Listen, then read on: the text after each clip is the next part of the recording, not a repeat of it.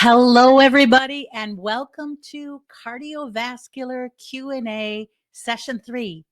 For those of you that don't know me, my name is Kay Hoppy, and I am going to be the host for this entire time together. And so welcome to those of you that are new and those of you that have been to previous sessions. So I'd like to start out while people are busy getting settled and getting into the classroom. I would like you to take a moment and please go into the chat and identify the city and state that you are listening from. It's always exciting to see where people are tuning in. So if you'd be so kind as to do that, I have Becky from Indianapolis. And I have, let's see, Vanessa from Pennsylvania. Fantastic. All right. And Tanya from Baltimore. Welcome. And let's see, I have Alex from Milwaukee. I have Natalie from Baltimore. And welcome to all of you. We are going to, once again today, we are going to talk about 6 different potential CCRN or PCCN type questions. And for each question, we're going to be going over the rationale with some illustrations to help me illustrate the points of the rationale, so that my goal is, and actually my mission really, is to really raise the bar on practice for critical care and progressive care nurses. So thank you so much for being here. I hope that you leave this webinar today with more knowledge or more review than when you started. That's my goal. So I'd like to start out with just a very quick poll. I like to see who my audience is. And so my first question to you has to do with the test that you plan on taking. So I would like to know, are you planning on taking the CCRN or are you planning on taking the PCCN? Once again, just kind of getting used to my audience here. So it looks like all of, at least the people that responded in the chat, are planning on taking the CCRN exam. So thank you so much on behalf of patients and their families for raising the bar on your practice. That is wonderful. So without further ado, let's go ahead and get into the presentation for today. Now, if you're having any issues around audio or visual, the best thing to do is really to hit refresh your browser. And most of the time that will go ahead and correct things. I will do my very best to keep up with the chat as well. So if you do have a question and you want to put it in the chat, feel free to do that. Sometimes I find myself going to the chat at the very end because it's hard to keep the flow of everything going while checking the chat as well. So let's go ahead then and get into question number 1. I'd like you, for all of the questions, to read through the question and then to identify how you would answer it if this was your exam. We have a 75-year-old male admitted with new onset atrial fib with a ventricular response rate of 170. He's tachypnic and his blood pressure is 90s over 40s. Crackles can be heard from the bases to the apices. His saturation is 91% on 50% ventimask. Let's see, chest x-ray shows perihilar infiltrates and heart failure. Dobutamine is started at 2.5 mics per kilo per minute. And which is the true statement with regard to dobutamine?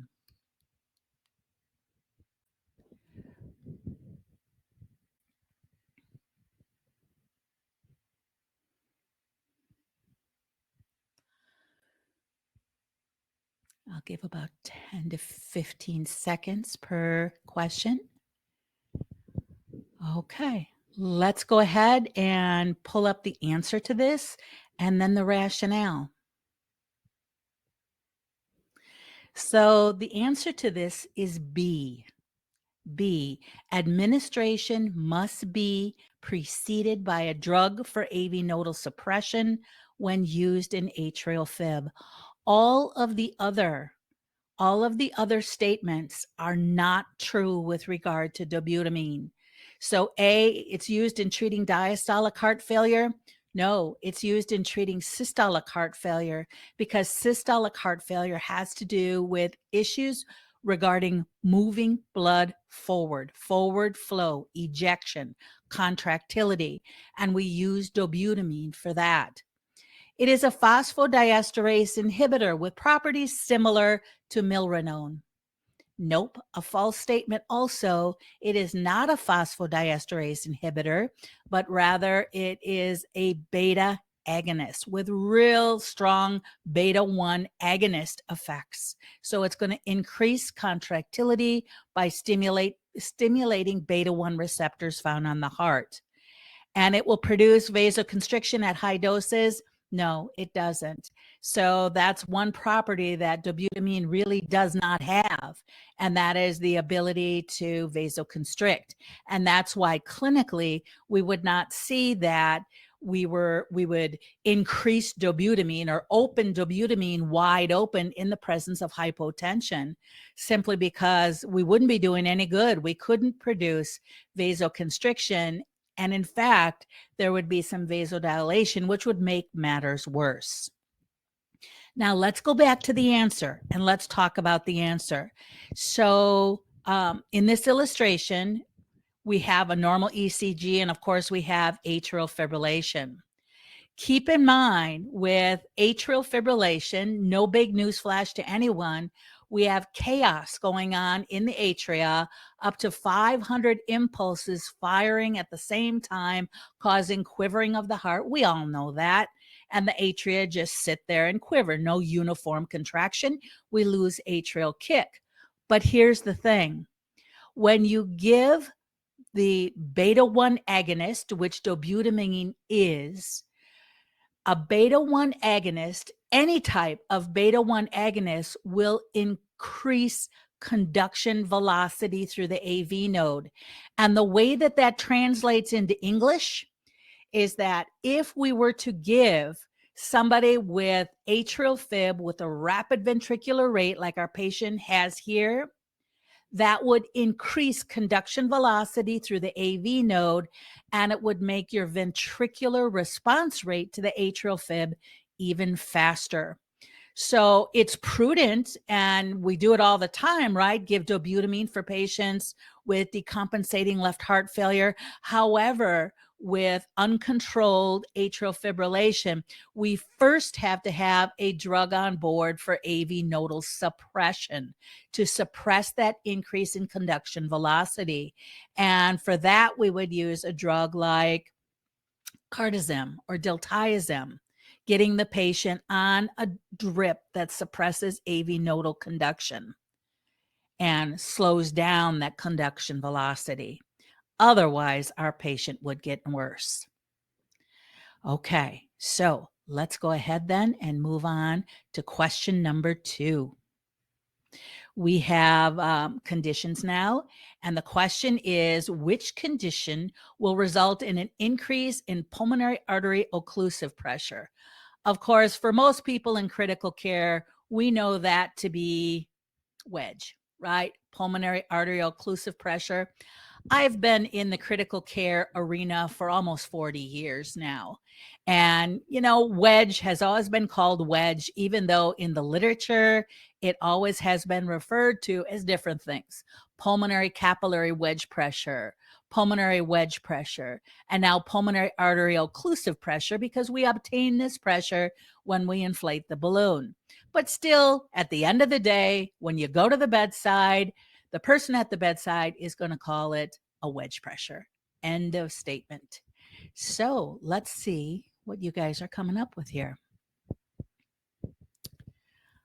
All right, it looks like we have a variety of answers. And by the way, I didn't mention earlier, guys, that your name does not come up in the poll next to your answer. So I want you to know that the answer should be a non-intimidating sort of a thing. Nobody knows your name or anything related to you when you put in your answer. So I hope that, you take the plunge, you answer the question just as if you were sitting for your exam. So let's take a look at what the answer is here. And we will see that it's mitral insufficiency. You can call it that, mitral insufficiency, or you can call it mitral regurg. Either one is fine. And so let's take a look here. If you follow the arrow, the red arrow in the middle of the screen, that is an example, of course, of mitral insufficiency. So we have blood moving backwards, if you will, from the left ventricle back up to the left atrium with ventricular ejection. So now you'll see when you look at this slide, you'll see the numbers 1, 2, 3, and 4. Well, 1, 2, 3, and 4 here on the slide represent for you, the different things that occur as the ventricle fills and contracts. Well, number 1 is where the mitral valve technically should be closed because the ventricle is then going to contract, which is number 2. However, when the ventricle contracts, when number 1, which is the mitral valve, doesn't close properly, what will happen is blood will regurg or go backward into the left atrium. Now, if you were with me for session 2 of cardiovascular Q&A, we did talk about a situation where the patient went on to develop this loud holosystolic murmur. And along with this new onset of a holosystolic murmur, in this case study, we saw that the patient had a PA catheter in place and there was a huge V wave, a big giant V wave, which we said last time when we met is a wave, an upward deflective wave found between the T and the P. That's a V wave. It represents a time when the mitral valve typically should be closed. And the atria during that time are filling. Well, if the mitral valve can't close properly, then what's going to happen, and you see it here as in number 3, where the arrow shows you that blood is regurging back up into the left atrium. That gives us a big, tall V wave. We expect then to hear that and notice that that V wave correlates with a systolic murmur. Holosystolic, meaning the same thing as pansystolic. In other words, we can hear it throughout all of systole. So it's a lub stub, lub stub, lub stub. Or sometimes we hear stub, stub, stub, stub, stub. Now, number 4 represents how much is actually getting ejected. So how much blood flow is actually making its way out to perfuse the tissues. And that really would be entirely dependent upon the degree of regurg from the ventricle up to the atria. Now, you can understand then that after blood goes from the left ventricle into the left atrium, which is number 3, it then is going to take, those 4 pulmonary veins and head on out to the lungs. So now we have an increase in volume, increase in pressure, heading from the left atrium out into the pulmonary venous system and back to the lungs, producing a florid pulmonary edema. And that's also what gives us that big, tall V wave. So the answer here is mitral insufficiency, okay? Mitral insufficiency. Now, I'm going to go ahead and take a step back for just a moment to slide 6, and we're going to talk about this for a second. Pulmonary hypertension, as just a global term, mitral insufficiency can result in pulmonary hypertension, can it not, as fluid is backing up into the lungs. Pulmonary embolism causes pulmonary hypertension. COPD causes pulmonary hypertension. But just by virtue of having pulmonary hypertension, that does not mean that your pulmonary artery occlusive pressure is going up. And let me give you a clinical example to think about. Let me have you think about the COPDer. Now, I know we're using the PA catheter less and less and less over time. But what we see is that if you were to put a PA catheter in somebody with COPD, it's very common, obviously, to see those high pulmonary pressures. So I'm just picking something out of the sky, let's say 60/40, with a pulmonary artery occlusive pressure of 10. Now, normally we know that PAOP, or wedge, is usually within 4 or 5 of the PA diastolic. And it's lower than the PA diastolic by 4 or 5 millimeters of mercury. But we find that one of the deal breakers there is if the patient has pulmonary hypertension related to an underlying PE or COPD or ARDS, then you can have pulmonary pressures that are high and are very disproportionate to the pulmonary artery occlusive pressure. So going back to the question, what the question asks you is which of the following conditions will result in an increase in PAOP or wedge? And the one that is going to cause an increase in wedge pressure, which is an indirect reflection of left-sided filling pressures, is mitral insufficiency, because we are going to have a buildup of fluid regurging across that mitral valve, that insufficient mitral valve, into the left atrium and back to the catheter tip. So that is reflective of overfilling over on the left side. All right. I am going to go ahead then and head over to question number 3. We have a patient that's admitted with chest pain. And this patient describes their chest pain as sharp and stabbing, and it's accentuated by deep inspiration. She also has a low-grade fever, tachycardia, and tachypnea. She refuses to lay back in bed because it makes the pain worse. The critical care nurse should anticipate administering the following. And I'm going to go ahead and pull up the poll, and you tell me what you think as far as answers are concerned.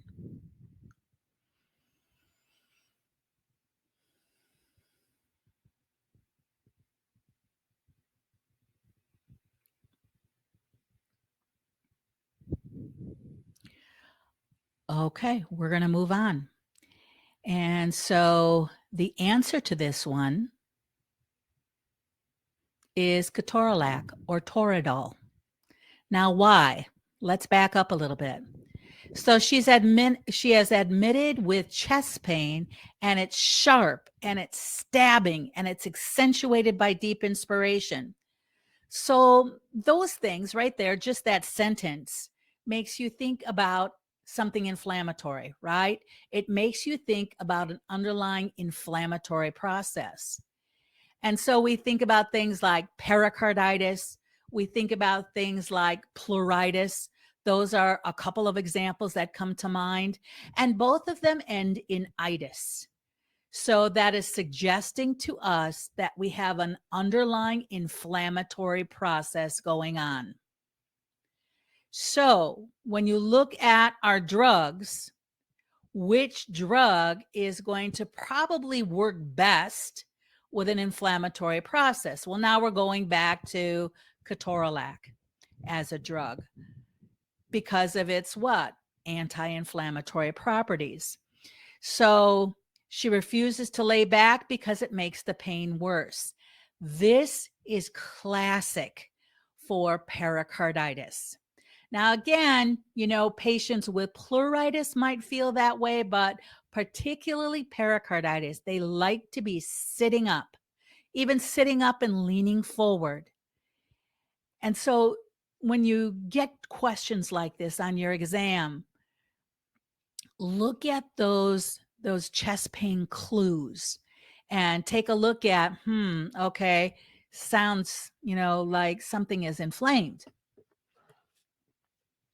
Patient doesn't want to lay back, makes the pain even worse. When she deeply inspires, the pain gets worse. Now, one other thing I want to bring up along with this particular slide is I want to bring up kind of like an ongoing saga, let's say, related to this patient. So we're suspecting here that we have a patient that has pericarditis. However, we're listening to the left side of the chest. I'm just proposing this question to you. We're listening to the left side of the chest, and we hear this grating type sound. Now, we hear it over the left chest. We're already suspicious that there's some sort of inflammatory process. We're listening over the left side of the chest, and we hear this rough grating type sound. So now we're thinking to ourselves, well, that grating sound can either be a pericarditis from inflamed pleural layers, or inflamed pericardial layers. Hopefully I didn't say that backward. Let me go ahead and start that again. It might be related to a pericarditis related to inflamed pericardium, or it can be a pleuritis related to inflamed pleural layers that cover the lungs. Now, I'd like you to head over to the chat and just tell me, if you would, how would we know the difference? So you're listening to the left side of the chest, you hear this grating type sound, and you're thinking to yourself, how in the world would I differentiate pleuritis from pericarditis through my assessment? I want to give you just a second here. Head over to the chat, if you would. If you know the answer to this, head over to the chat. And how would you, upon assessment, differentiate where the rub is coming from? Heart-related inflammation or lung-related inflammation? Anybody? Okay. Yes, you bet. Becky says, have them hold their breath. Absolutely, Becky. Good going. And by the way, I would only say your name if you were correct. If you were not correct, just so you know, I would say the answer, but I would never disclose that. I always love to publicly, celebrate people's correct answers. So yeah, we would have them hold their breath. If that grating sound goes away, we know it's plural. If the grating sound remains, of course, we know that it's pericardial. And maybe we can even be able to sync the grating type sound with, lub and dub. And that's, of course, another way that we would be able to differentiate pericardial from pleural. So way to go, Becky. Nice job. Okay, so let's move on. The rhythm above is caused by, let me pull up the answers.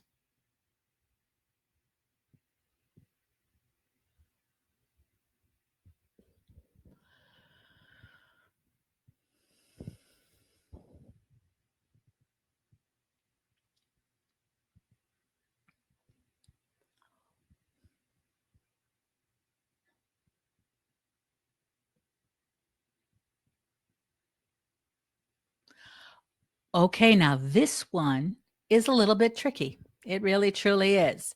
And the reason why I'm asking this question is because so often I ask this question when I teach critical care classes. And because nurses are so used to, in ACLS, learning about magnesium in the treatment of torsade, they jump on magnesium right away. However, take a look, guys. The answer here is anything that prolongs the QT. Anything that prolongs the QT can cause torsade. It is treated with magnesium. Are you with me on that? So, yes, to answer a thought that might be going through your head, yes, hypomagnesemia can cause torsade, but so can an ever-loving ton of other things that we don't even normally think about, like giving a patient Haldol, Seroquel. Those kinds of things can prolong the QT. How about a person that is on amiodarone that's also prescribed Cipro? Prolongation of the QT. So what you have to have in mind is that when we talk about torsade, it is caused by literally anything that can prolong the QT. That includes ischemia, cardiac ischemia. So the patient coming in with an ischemic event, maybe it's a patient that comes in with an NSTEMI or a STEMI. That just by virtue of ischemia can cause torsade. Now you'll notice next to option C that I described the QT as being the QTC. That little subscript C beneath it means corrected. And really, when we're talking about the QT interval, the most accurate form of the QT interval is when we can get a QTC. Many monitoring systems can do that for you. All you have to do is put in the measured QT that you get, as well as the R to R or QRS to QRS interval, and it will calculate for you the QTC. Now, why is it important to take the QTC as being kind of our gold standard? Well, it's because the QT can be affected by so many things. The QT interval can be affected by the patient's heart rate. So we see then that as the patient's heart rate slows down, the QT interval just naturally gets longer. Whereas we find that when a patient is tachycardic and they're clipping right along, we see that the QT interval shortens. When you get the QTC, it basically calculates the QT taking into consideration the patient's heart rate, which makes the QTC a much more valuable clinical indicator of the patient's true QT interval. So when we're talking QT interval, of course, we're looking at from the beginning of the QRS complex to the end of the T. And so when you look at patients that are being loaded with, oh gosh, we could say sotalol or Ticacin, or a patient even on amiodarone can have prolonged QT. Usually the line in the sand where we start to worry is when the QTC is at least 0.48. Normal QT, 0.32 to 0.44 seconds.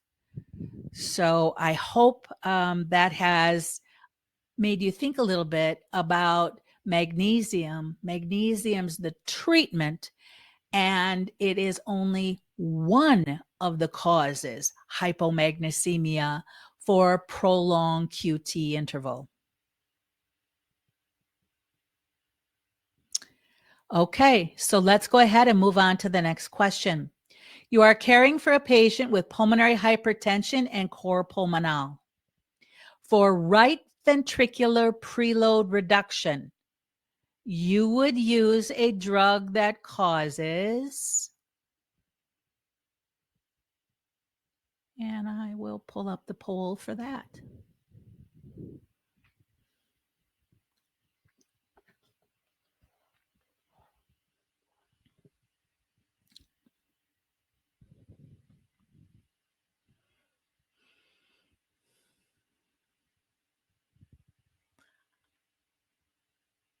Okay, come in for a landing. I'm just going to give you a couple more seconds here. Come in for a landing on your response. Okay, so let's go ahead then. Take a look at the response for this, the answer, and that is venous dilation. Now, this should make really good sense when you think about the right ventricle in the patient with cor pulmonale or even normally. If you want to decrease the preload in the right ventricle, you have to decrease the amount of volume that comes back to it, right? And so when we think about decreasing volume, we have to take a step back and ask ourselves, and I know this sounds like a really dumb question, but I always use it in my critical care courses all the time. And that is, I ask nurses, if you had to leave here today, walking out of this room, and you had your choice, you could either leave with your arteries or you could leave here with your veins, but you could not leave with both. And your primary focus, primary goal is walking out of the door with the most circulating blood volume. Would you leave with your arteries or would you leave with your veins? Just for kicks, I'd like you to put that in the chat. So the question again is, if you had to leave today with the most amount of circulating blood flow, and you had to leave with only your arteries or your veins, you couldn't leave with both, which one of them would you keep in order to have the most circulating blood volume? Go ahead and put it in the chat. You kind of have a 50% chance of being correct, do you not? Those are some pretty good odds. So it looks like both Vanessa, Becky, Phyllis, LaShawandry are right on it. Stacy, right on it. And that is Tanya, right on it. And that is veins. You bet. So when we think about the most amount of circulating blood volume, the most amount of circulating blood volume at any one given time is venous. The venous system actually has about 60-ish% of our circulating blood volume. So here you have in front of you, you have an illustration with the right heart, correct? Both normal and with the right heart failure and right ventricular hypertrophy, like somebody with cor pulmonale. So in order to offload that right heart, we would have to decrease venous return. And so we need something to dilate veins. And we know that, one side of the heart is not in isolation of the other. And that is, if we offload the right side of the heart, we're going to also have an impact on loading over on the left. And we will offload some of the volume on the left as well, which ultimately may have an impact on cardiac output as well. So we have to be very aware of that. Okay, you guys are incredible. Let's go ahead then and move on to the next one.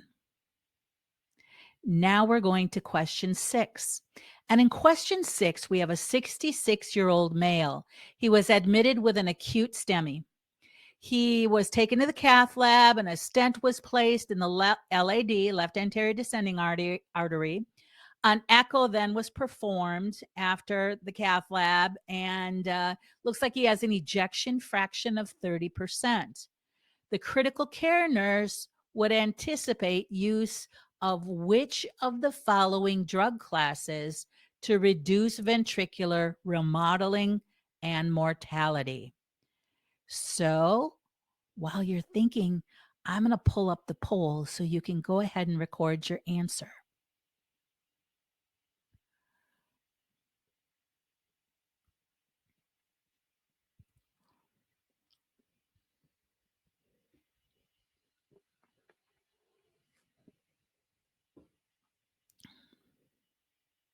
All right, let's go ahead and move on to the answer then. And so ACE inhibitors is the answer. Now, I noticed that a significant number, 60% of you chose B, which is beta blockers. And you're right in many respects. When a patient comes in with an MI, we really push to try and get them on beta blockade because we know that we're going to have an impact on the patient's longevity, and we're going to decrease mortality. We are going to reduce further episodes of ischemia or extension of MI. Yep, beta blockers do some really excellent things for patients.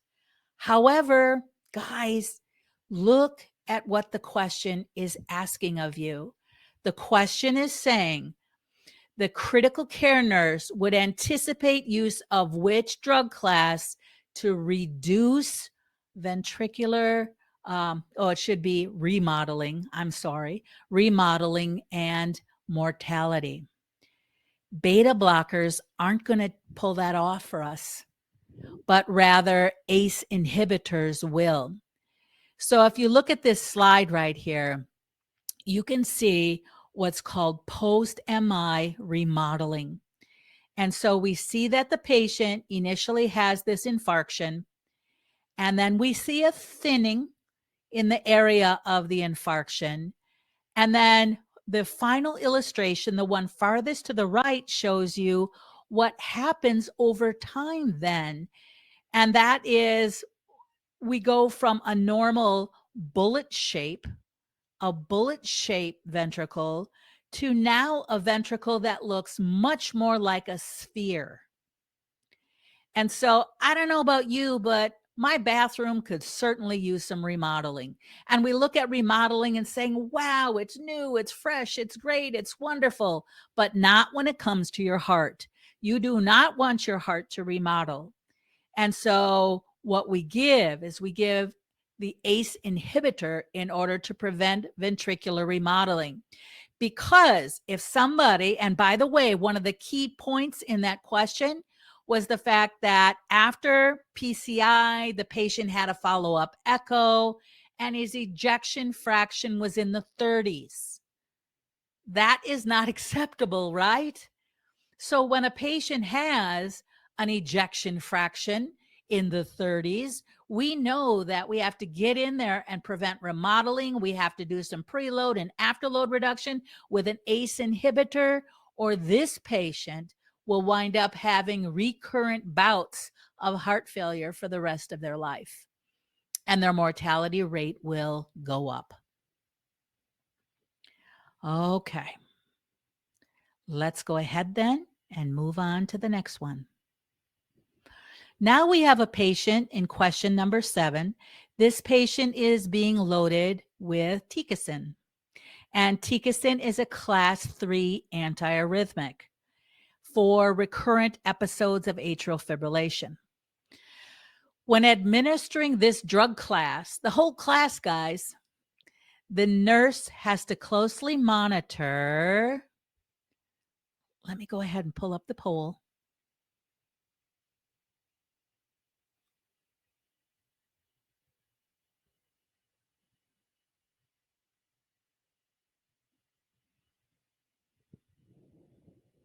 Holy smokes, you guys are like all over this. You are all over this one. So it looks like everybody is hopping on the correct answer here. And what we are seeing is the QTC. The whole class 3. Now let's go over that class 3. Who belongs to the class 3? Well, we have amiodarone, we have sotalol, okay? We have ibutylide, right, which is also known as covert. And then we also have dofetilide. And dofetilide is also known as Ticastin.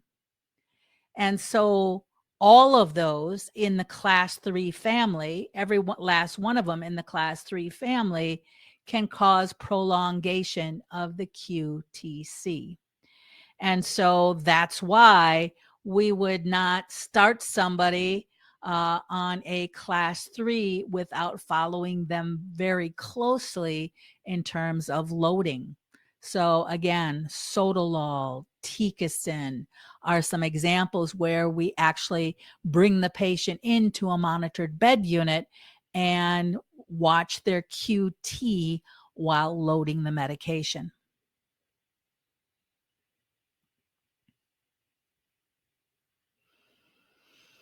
Okay, so we're going to move on to question number 8. The critical care nurse knows that the primary focus of care in managing a patient with a dissecting abdominal aortic aneurysm, severe lumbar pain, and a blood pressure of 140/90 is to, I'll pull up the poll.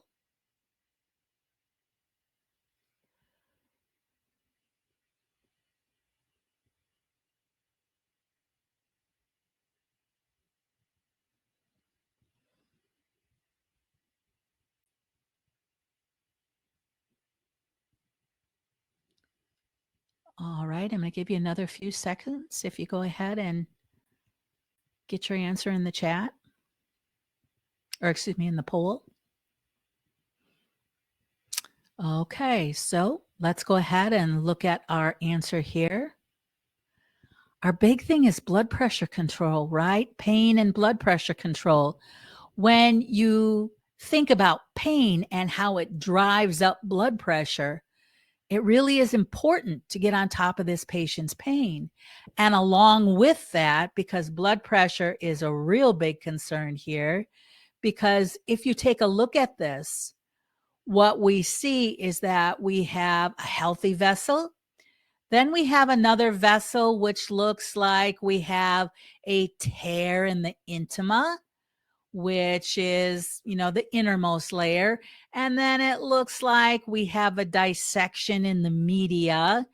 And what we see then, of course, is we see blood moving out. And again, if you had an aneurysm rupture, the mortality rate would go way up. So we really have to keep the blood pressure down. We have to make sure that we keep the pain in check too, since it's a major driver for blood pressure. We would try not to start a vasoconstrictor on this patient. Excuse me. We would not want to start a vasoconstrictor on this patient, and we wouldn't need to with a blood pressure in the 140/90s. We wouldn't want to be doing that. We wouldn't want to do anything that drives up pressure. This patient right now at 140/90s pretty much has enough pressure that, we can bring down to begin with, much less thinking about driving it up. So that would be our priority. All right, you guys did really well on that one. Okay, so let's take a look then at question 9. In question 9, we have a patient that's newly admitted with heart failure. This patient is given a loop diuretic by infusion. And it's really interesting because, I have taught the CCRN course all over the nation, and giving Lasix drip, I find, is a very regional thing. It seems like there's parts of the country where Lasix is never given by IV infusion, and other parts of the country where Lasix is. So obviously in this question, we are giving a loop diuretic by infusion. The nurse knows that which of the following is indicative of hypokalemia. And of course, what we're looking at here are EKG findings that are indicative of hypokalemia.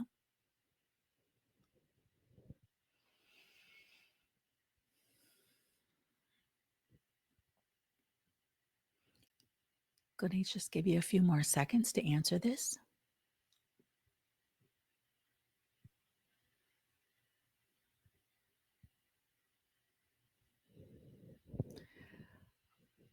Okay, so the answer to this one is the presence of U waves. The presence of U waves.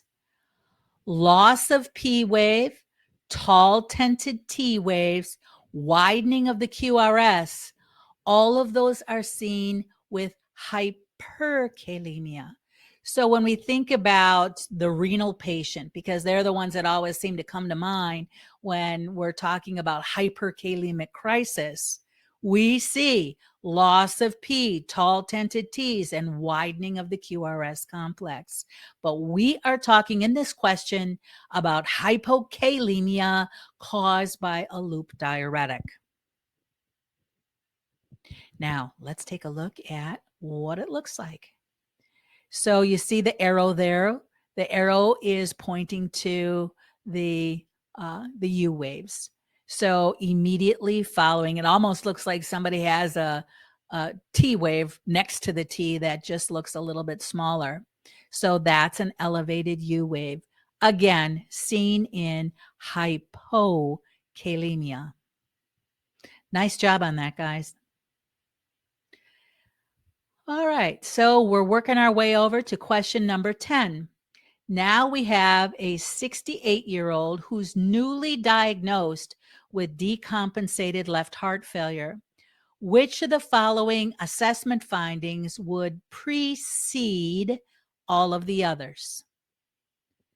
I'm going to go ahead and get the poll up there.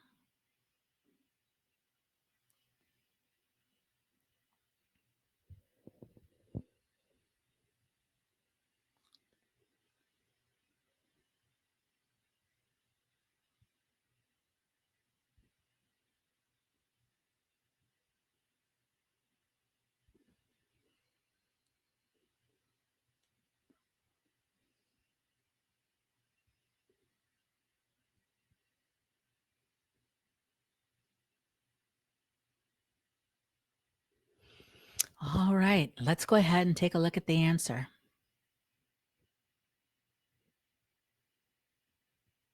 The answer is D, the S3. Now, I want you to think about it for a second here. When you look at options A, B, and C, A, B, and C all have to do with the respiratory system, do they not?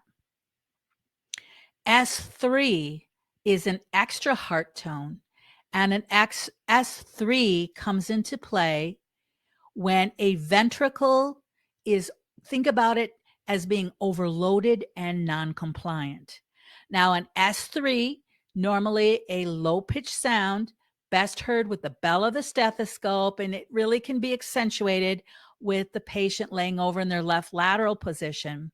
On S3, I'm just going to throw it out there. It can be normal in some people, especially kids. But in a pathology where the person hasn't had an S3 before, I want you to know that the S3 precedes all of the other signs in a patient going into pulmonary edema, because you just have to think of the pathway of blood flow. So on the right-hand side of the screen, you'll see this engorged ventricle. And so when a ventricle is engorged with fluid, or maybe it's engorged and ischemic, or maybe it's just very ischemic and the ventricle is non-compliant because it's either ischemic or engorged with blood, what will happen is blood flow will back up from the ventricle into the atria and then back to the lungs. Now, that's not a newsflash to us, but what reflects the fact that the ventricle is non-compliant is when the patient develops an S3. Again, it's an early diastolic sound. New onset of an S3 will precede the pulmonary events that are associated with pulmonary edema. So when we think about an S3, we think about a sound that sounds like lub-de-bup, lub-de-bup, lub-de-bup, lub-de-bup, lub-de-bup, lub-de-bup. Almost like it's called the ventricular gallop, right? And so that would come first before the other assessment findings. So it looks like you guys did an excellent job with that as well. All right, let's go ahead and move on. For those of you that are planning on taking the exam, I'm here to help. I do have 2 courses available. I have both a CCRN and PCCN review course available. I also have a lot of podcasts available to help you study and prepare for your exam. The podcasts are free.